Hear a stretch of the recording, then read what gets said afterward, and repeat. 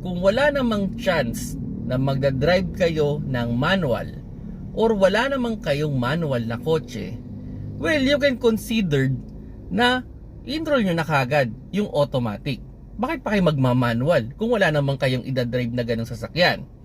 Pero ang advantage lang naman kasi talaga pag una kayong natuto mag-manual, sabihin na natin napakadali nyo nang matututo mag-drive ng automatic. Sabihin na natin pwedeng 30 minutes, 1 hour, makakapag-drive na kayo ng maayos sa automatic kung marunong kayong mag-manual.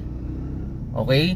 Ang problema lang naman kasi talaga sa manual, medyo mas matagal talaga siyang aralin. Pwede yung isang session ninyo sa pagpapaandar pa lang ng sasakyan. Kasi kailangan mong timplahin dyan yung clutch, yung gas, yung cambio.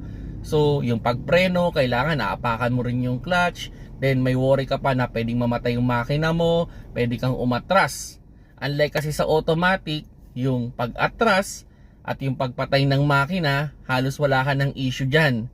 Yung pag-iisip ng cambio, wala ka na ring issue dyan. Mas mabilis ka ng matututo talaga. O sabihin natin, makapag-focus na kayo dun sa ibang learning sa pagdadrive kung automatic agad yung matututunan mo. Unlike kasi sa manual, medyo kailangan ng mas matagal na session. Yung, sabihin na natin, yung iba nga kahit buwan nang nag-aaral ng ng manual, 'di ba, namamatayan pa rin ng makina.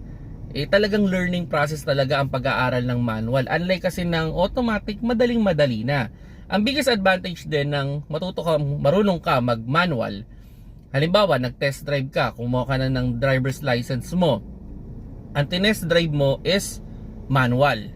So, yung license mo, pwede ka nang mag-drive agad ng manual tsaka automatic. As far as I know, yun kasi yung dating proseso. Hindi ko lang alam ngayon kung ganun pa rin .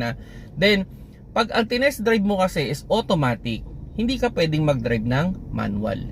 So, yun yung mga dapat ninyong i-consider kung sakaling mag-i-enroll kayo. Yun nga, again, kung wala naman chance na mag-drive ka ng manual, well, go for automatic na agad. Okay na okay naman yun. Ang mahalaga naman maayos tayo mag-drive, hindi tayo pa-aksidente.